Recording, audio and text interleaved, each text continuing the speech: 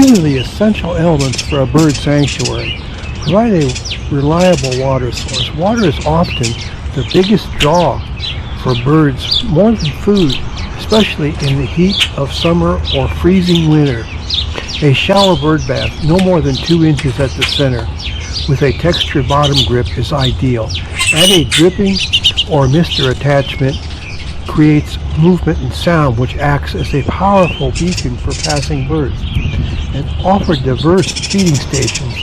Cater to a variety of species by offering different foods in specialized feeders.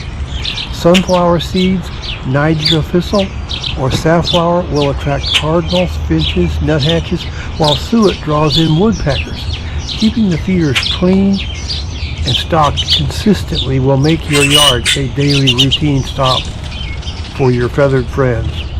And layer in your landscape with native cover. Birds need shelter from predators and harsh weather. Create vertical layers by using a mix of tall trees, evergreen shrubs, and a perennial flowering border.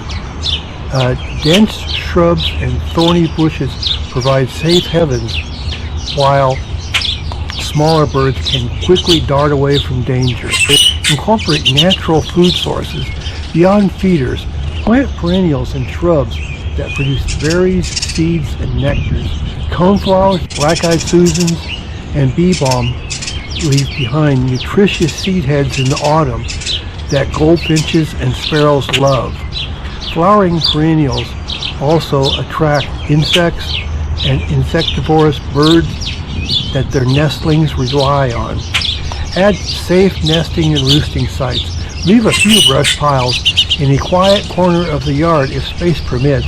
Install species-specific nesting boxes. Bluebirds, wrens, and robins have different nesting requirements. Avoid using pesticides and other chemicals so that parent birds have a safe, chemical-free supply of caterpillars and bugs to feed their young.